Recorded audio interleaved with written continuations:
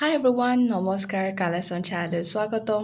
আজি এটা bridal makeup look লৈ আহিছোঁ পিচি কালাৰৰ বা পিংক কালাৰৰ কাপোৰৰ লগত মেচ কৰাকৈ। বহাগ মাহটোত বহুতৰে বিয়া আছে চাগে আৰু বিয়া বুলি বহুতেই নিজৰ মেকআপ নিজে কৰি ল'ব বিচাৰে। তেওঁলোকৰ কাৰণে এই ব্ৰাইডেল মেকআপ লুকটো দেখুৱাইছোঁ। বিয়াৰ এমাহমানৰ আগৰ পৰা যদি প্ৰেক্টিচ কৰি থাকে তেন্তে ইজিলি এনেকুৱা ধৰণৰ লুক ক্ৰিয়েট কৰিব পাৰিব। আহক ষ্টেপ বাই ষ্টেপ আপোনালোকক দেখুৱাই যাওঁ এনেকুৱা ধৰণৰ ব্ৰাইডেল মেকআপ লুক এটা কেনেকৈ কৰিব। মেকআপ কৰাৰ আগতে স্কিনখন চাফা হৈ থাকিব লাগে, সেইকাৰণে ফেচ ৱাছ কৰি এক্সফলিয়েট কৰি বা টোনাৰ লগাই স্কিনখন ক্লিন কৰি ল'ব। মেকআপৰ ফাৰ্ষ্ট ষ্টেপটো হৈছে স্কিনখন মেকআপৰ বাবে প্ৰিপেয়াৰ কৰা আৰু তাৰ বাবে আমি স্কিনত মইশ্চাৰাইজাৰ লগাওঁ। আপোনাৰ স্কিন টাইপ অনুসৰি মইশ্চাৰাইজাৰটো লগাব। মোৰ স্কিনখন অলপমান ড্ৰাই, সেইকাৰণে মই ড্ৰাই স্কিনৰ বাবে চেটাফিলৰ মইশ্চাৰাইজাৰটো লগাইছোঁ। ছেকেণ্ড ষ্টেপত আণ্ডাৰ আইত আপুনি আণ্ডাৰ আই ক্ৰীম লগাব পাৰে। ব্ৰাইডেল মেকআপ কৰোঁতে আমি অলপ বেছি যত্ন কৰিব লাগে যাতে স্কিনখন ড্ৰাই হৈ নাথাকে আৰু মেকআপটো লং লাষ্টিং হয়। আণ্ডাৰ আই ক্ৰীম যদি ভালকৈ লগাই লয় তেন্তে চকুৰ চাৰিওফালৰ অংশখিনিত মেকআপত ক্ৰেক নপৰিব।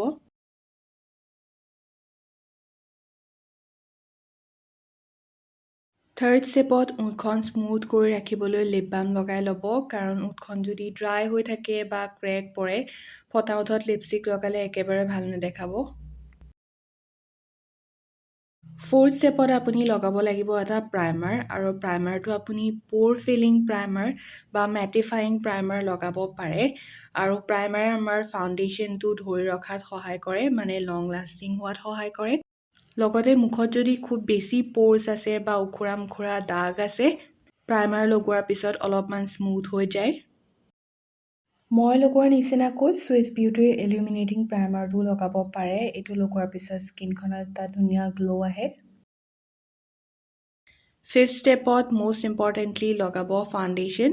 ফাউণ্ডেশ্যনটো মেকআপৰ বেছ হিচাপে ইউজ কৰা হয়। ফাউণ্ডেশ্যন লগালে স্কিনৰ টোনটো ইভেন হৈ যায়, মানে স্কিনখন অলমষ্ট এক কালাৰৰ হৈ যায় আৰু ইয়াৰ ওপৰত বাকী মেকআপ প্ৰডাক্টছবোৰ ধুনীয়াকৈ এপ্লাই হ'ব। ফাউণ্ডেশ্যন লগাওঁতে আপুনি ব্ৰাছ আৰু স্পঞ্জ দুয়োটাই যদি ব্যৱহাৰ কৰে তেতিয়া ফাউণ্ডেশ্যন এপ্লিকেশ্যনটো বেছি ভাল হয়। ব্ৰাছেৰে প্ৰথমতে ফাউণ্ডেশ্যনখিনি মুখৰ এটা ছাইডত এনেকৈ লগাই ল'ব, তাৰপিছত স্পঞ্জেৰে স্মুথ আউট কৰি দিব। ডাইৰেক্ট স্পঞ্জেদি লগালে সিমান বেছি কাভাৰেজ পোৱা নাযায়। আপুনি নিজৰ কাৰণে ৰাইট ফাউণ্ডেশ্যন শ্বেড এটা কেনেকৈ চিলেক্ট কৰিব, ইয়াৰ ওপৰত মোৰ ভিডিঅ' এটা আছে, আই বাটনত চাৰ্চ কৰিলে সেই ভিডিঅ'টো চাব পাৰিব। ফাউণ্ডেশ্যন লগোৱাৰ পিছতো মুখৰ কিছুমান জেগা ডাৰ্ক হৈ থাকি যায়, সেইবিলাক হাইড কৰিবৰ কাৰণে আমি কালাৰ কাৰেক্টৰ লগাব পাৰোঁ। কালাৰ কাৰেক্টৰবোৰ বিভিন্ন কালাৰৰ হয়, কিন্তু সাধাৰণতে মুখত থকা ব্ৰাউন বা গ্ৰে কালাৰৰ দাগ নাইকিয়া কৰিবৰ কাৰণে আমি পিচি কালাৰৰ কাৰেক্টৰ ইউজ কৰোঁ, যেনেকৈ মই ইয়াত ইনচাইডৰ পিচি কালাৰৰ কাৰেক্টৰটো ইউজ কৰিছোঁ। 7 নম্বৰ ষ্টেপত মুখখন অলপ ব্ৰাইট দেখাবৰ বাবে কনচিলাৰ এটা ইউজ কৰিব পাৰে। কনচিলাৰটো মোৰ ফাউণ্ডেশ্যনৰ শ্বেডতকৈ বহুত লাইট হয়, মানে 3 শ্বেডমান লাইট হয়, আৰু যোনটো কাৰেক্টৰ আগতে লগাইছিলোঁ তাতকৈ অলপমান 2 শ্বেডমান লাইট হ'ব। কনচিলাৰটো লাইট হোৱাৰ কাৰণেই মুখৰ কিছুমান জেগা, মানে য'ত য'ত মই এপ্লাই কৰিছোঁ সেই জেগাবিলাক ব্ৰাইট দেখায়।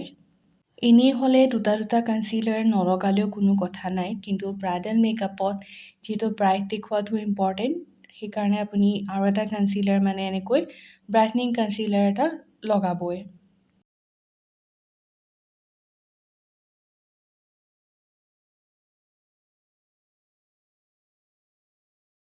মেকআপৰ যোনটো বেছ আমি ক্ৰীম প্ৰডাক্টছৰ সহায়ত ক্ৰিয়েট কৰিছিলোঁ, সেই বেছটো যাতে চিল হৈ থাকক আৰু লং লাষ্টিং হওক, তাত যাতে ক্ৰেক নপৰক বা ক্ৰিচেছ নহওক, তাৰ কাৰণে আমি ইয়াৰ ওপৰত ছেটিং পাউডাৰ এপ্লাই কৰিব লাগিব।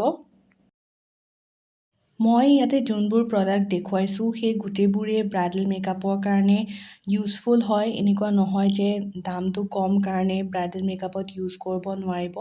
যিহেতু মই বহুত দিনৰ পৰা এই গোটেইবোৰ প্ৰডাক্টেই ইউজ কৰি আহিছোঁ, গোটেইবোৰেই লং লাষ্টিং হয়। যেনেকৈ এই পাউডাৰটো বিৰাট লং লাষ্টিং মেটিফাইং পাউডাৰ, লগোৱাৰ পিছত স্কিনখন সোনকালে অইলি নহয়, মেকআপটো লং লাষ্টিং কৰিব পাৰে। ন নম্বৰ ষ্টেপত যদি আপোনাৰ আইব্ৰাউখিনি মোৰ নিচিনা পাতল হয় তেতিয়াহ'লে এনেকুৱা আইব্ৰাউ ৱেক্স বা জেল এটা এপ্লাই কৰি আইব্ৰাউখিনি দেখাত অলপমান মোটা কৰি ল'ব পাৰে। লগতে শ্বেপটো যদি এনেকৈ বনাই লয় বহুত সময়লৈ শ্বেপটো মেইনটেইন হৈ থাকে আৰু আইব্ৰাউখিনিও দেখাত বুচি বা থিক যেন লাগে।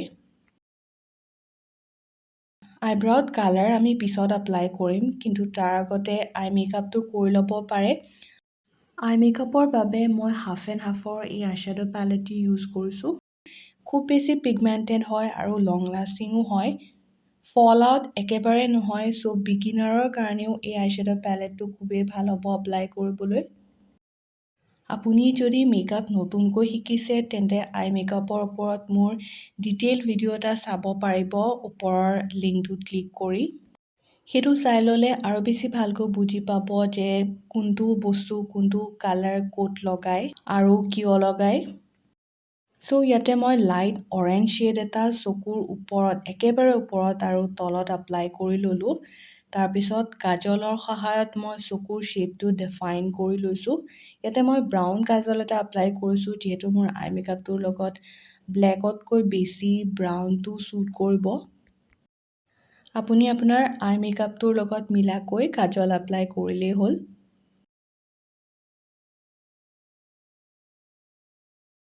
আই মেকআপ কৰোঁতে সদায় ডাৰ্ক কালাৰবিলাক ক্ৰিজ লাইনত বা আউটাৰ কৰ্নাৰত মই এপ্লাই কৰাৰ নিচিনাকৈ এপ্লাই কৰে। তাৰপিছত মাজৰ আইলিডখনত যিকোনো ধৰণৰ শিমাৰী বা গ্লিটাৰী আইশ্বেডো এপ্লাই কৰে চকুৰ মানে আই মেকআপটো গ্লেম দেখাবলৈ আৰু বেছি উজ্জ্বল দেখাবলৈ। আই মেকআপ কৰোঁতে আইশ্বেডো পেলেটটোৰ লগতে ব্ৰাছবিলাকৰো ইম্পৰ্টেঞ্চ বহুত। মানে যোনটো শ্বেপৰ ব্ৰাছ য'ত এপ্লাই হয় চকুৰ যোনখিনি জেগাত ইউজ হয় তাতে এপ্লাই কৰিব লাগে। এতিয়া যিহেতু মই আউটাৰ কৰ্নাৰ আৰু ক্ৰিজ লাইনৰ ওপৰত কালাৰ এপ্লাই কৰিছোঁ তাৰ কাৰণে এডাল অলপমান মিহি আৰু ডিফাইন ব্ৰাছ এডাল লৈছোঁ। আগতে যেতিয়া লাইট অৰেঞ্জ শ্বেডটো এপ্লাই কৰিছিলোঁ তাৰ কাৰণে এডাল ফ্লাফি ব্ৰাছ লৈছিলোঁ আৰু অলপ ডাঙৰ ব্ৰাছ লৈছিলোঁ। আৰু এতিয়া একেবাৰে মিহি ব্ৰাছ এডাল লৈছোঁ কাৰণ ইয়াতে মই বেছি স্মুথলি জেগাখিনি ব্লেণ্ড কৰিব বিচাৰিছোঁ। আই মেকআপ কৰোঁতে আৰু এটা কথা মনত ৰাখিব যে আইশ্বেডোবিলাক এপ্লাই কৰাৰ পিছত ভালকৈ ডিফিউজ কৰি দিব লাগে। ক'তো কোনো হাৰ্শ লাইন থাকিব নালাগে, তেতিয়াহে আই মেকআপটো বেছি ভাল দেখাব।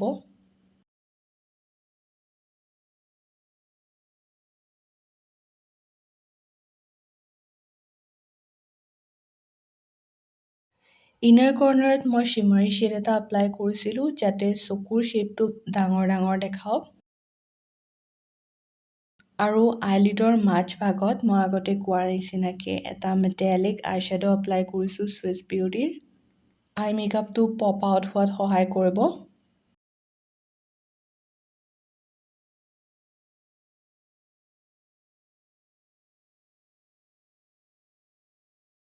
নেক্সট মই আইলাইনাৰ এপ্লাই কৰিম। আইলাইনাৰে চকুৰ শ্বেপটো অলপ দীঘল বা ডাঙৰ দেখুওৱাত সহায় কৰে। ইয়াতে মই মেবেলিনৰ আইলাইনাৰ এপ্লাই কৰিছোঁ, স্মাজ প্ৰুফ আইলাইনাৰ এডাল। আইলাইনাৰ এপ্লাই কৰোঁতে সদায় স্মাজ প্ৰুফ বা ৱাটাৰপ্ৰুফ আইলাইনাৰেই ল'ব।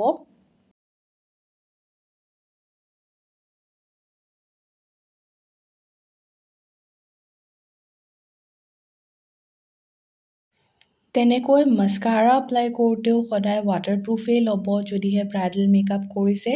ইয়াতে মই মেবেলিনৰ ৱাটাৰপ্ৰুফ মাস্কাৰাটো ইউজ কৰিছোঁ। ইয়াতে দেখা পাইছে যে মাস্কাৰা লগোৱাৰ পিছতেই মোৰ লোৱাৰ আইলেছেছখিনি কিমান ধুনীয়াকৈ স্পষ্ট হৈ পৰিছে। লগতে অলপমান দীঘল দীঘলো দেখাইছে। নেক্সট ষ্টেপত যিহেতু মোৰ আই মেকআপটো কমপ্লিট হৈ গৈছে, এতিয়া মই ব্ৰাউখিনিত কালাৰ এপ্লাই কৰি ল'ম আৰু কালাৰ এপ্লাই কৰিলে ব্ৰাউখিনি অলপমান বেছি ডাঠ দেখাব, শ্বেপটো ধুনীয়াকৈ স্পষ্ট হৈ পৰিব। ইয়াতে মই ক্ৰীম ব্ৰাউ প্ৰডাক্ট এটা লৈছোঁ পেকৰ আৰু এইটো স্মাজ প্ৰুফ ব্ৰাউ প্ৰডাক্ট। চ' এনেকুৱা আইব্ৰাউ প্ৰডাক্ট নল'ব যোনবোৰ অলপ সময়ৰ পিছতেই ফেড হৈ যায়। পেকৰ এই আইব্ৰাউ ক্ৰীমটো চব ফালৰ পৰাই ভাল। ব্ৰাইডেল মেকআপত ডেফিনেটলি ইউজ কৰিব পাৰি আৰু ইয়াৰ কালাৰটো ভাল পিগমেণ্টেড হয়।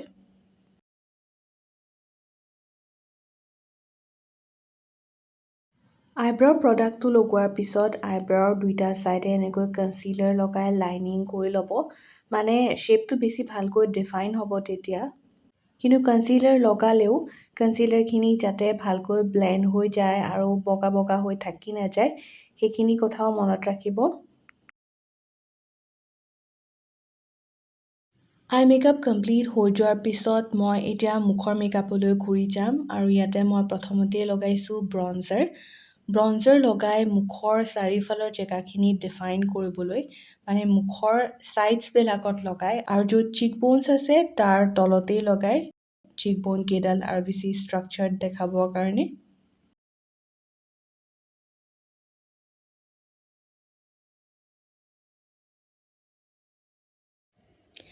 ব্ৰঞ্জাৰখিনি আপুনি ডিঙিৰ ছাইডতো লগাব, এনেকৈ তললৈ লৈ আনিব। ডিঙিৰ কথাটো মই আগতে মেনশ্যন কৰা নহ'লে, কিন্তু ফাউণ্ডেশ্যনটো আপুনি ডিঙিৰ যিমানখিনি জেগা ওলাই থাকে ব্লাউজ পিন্ধাৰ পিছত, সেই গোটেইখিনি জেগাতে ফাউণ্ডেশ্যন এপ্লাই কৰিব আৰু মই ইয়াত দেখুওৱাৰ ধৰণে ব্ৰঞ্জাৰো এপ্লাই কৰিব।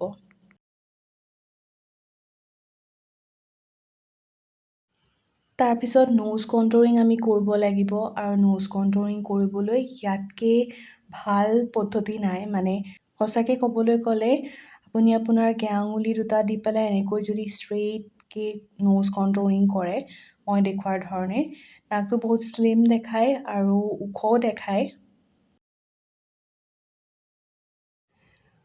পিছত ব্ৰাছৰ সহায়ত ভালকৈ ব্লেণ্ড কৰি দিব পাৰে কালাৰটো।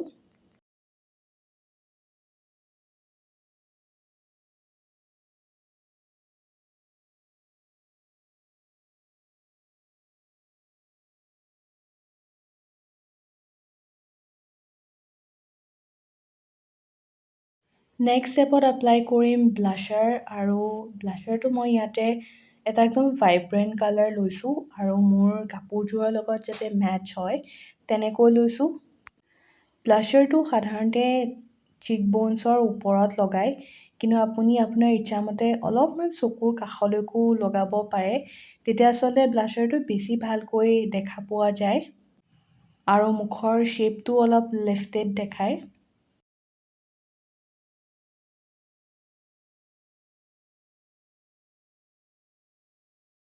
তাৰপিছত আহিল হাইলাইটাৰ।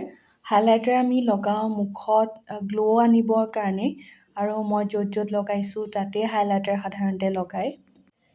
নাকত এনেকৈ হাইলাইটাৰ লগালে নাকটো আৰু বেছি জোঙা দেখায়।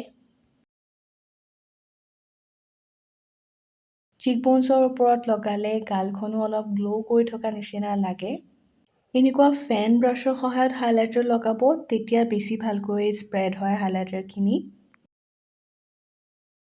তাৰোপৰি মই য'ত য'ত ইয়াত দেখুৱাইছোঁ হাইলাইটাৰটো কম পৰিমাণে হ'লেও তাত লগাব। নেক্সট আমি লগাম লিপষ্টিক, আৰু লিপষ্টিক লগোৱাৰ আগতে মুখখনত অলপমান ফাউণ্ডেশ্যন বা কনচিলাৰ লগাই ল'ব। বেলেগকৈ নতুনকৈ কনচিলাৰ ইউজ কৰিব নালাগে।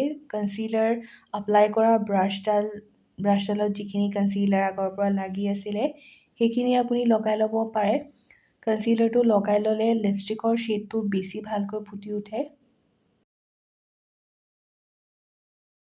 আৰু শেষত মই এপ্লাই কৰিম ছেটিং স্প্ৰে, আৰু ব্ৰাইডেল মেকআপত ছেটিং স্প্ৰেটো বিৰাট ইম্পৰ্টেণ্ট, কাৰণ ছেটিং স্প্ৰেটোৱে গোটেই মেকআপটো লক কৰি দিয়ে, লং লাষ্টিং কৰে আৰু বহুত সময়ৰ কাৰণে অইলি নোহোৱাকৈ ৰাখে।